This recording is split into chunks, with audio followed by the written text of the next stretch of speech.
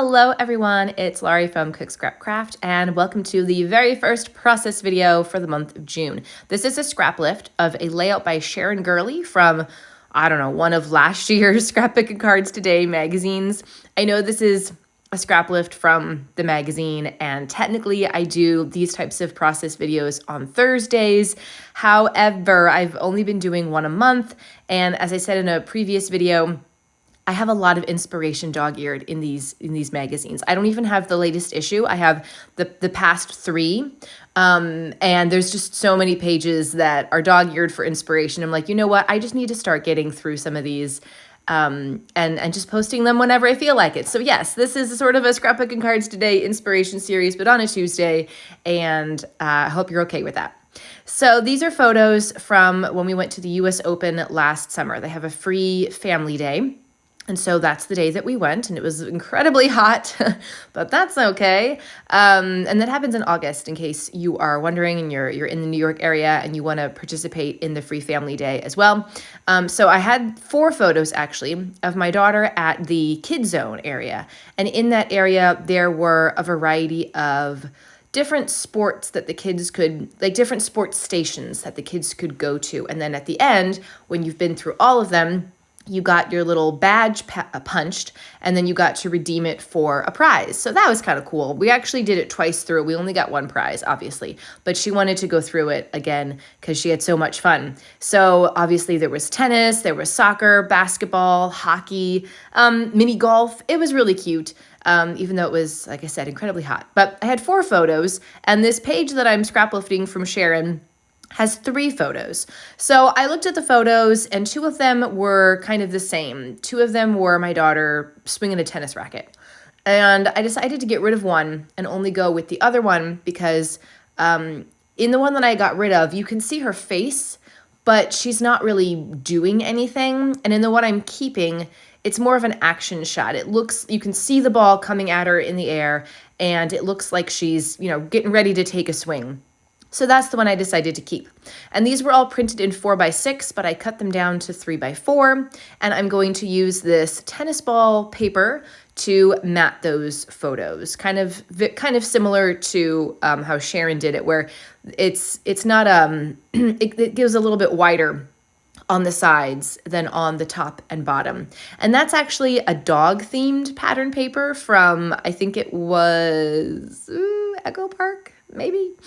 But it's tennis balls, and they're very colorful, and I just liked that kind of different look for something tennis themed, right? And then there were also, it looks like in Sharon's layout, it could have looked like she used 6x6 pieces of square paper to go behind this matting on the photo. So I went into my 6x6 paper stash. I had some papers, summery themed papers. I can't remember who the manufacturer was right now, but I have used them before in other process videos.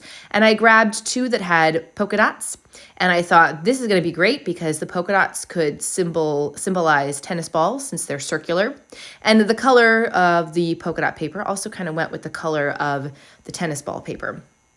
So the background is just a random piece of cardstock that was in my stash. And I thought the colors of it went kind of well with the tennis ball pattern paper. So I decided to make that my background. And then I'm going to pull a couple embellishments from my stash as well as from the tennis kit that I had put together for this month's haul. I have some Simple Stories items, some Simple Stories ephemera pieces that I'm going to add to this. And then I went through some of my other sports themed stickers and pulled out some items that were from actually a soccer sticker kit, but they're not, I don't think they're specifically soccer, and it doesn't really matter because there was a soccer thing at this Kids Zone area. I know I'm only showing tennis and basketball in the photos, and then the middle photo is my daughter in front of the Kids Zone step and repeat. So I'm actually going to, I don't know what I was going to say.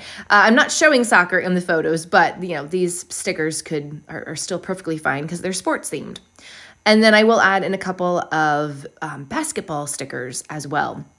So I had a couple of those from an Echo Park collection that I used last month. And the badge, I'm actually also going to add to this layout. So I cut it not in half, but I did cut it into 2 pieces so that the top piece is going to be at the top of the page and the bottom piece is going to be on the diagonal at the bottom of the page.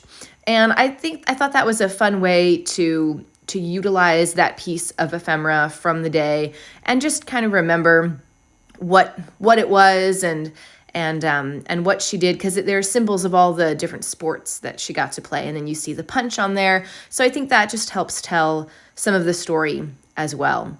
So I'm just adding my stickers up there at the top, my little whistle, a circle. I think that's a basketball, yeah, and then the tennis ball.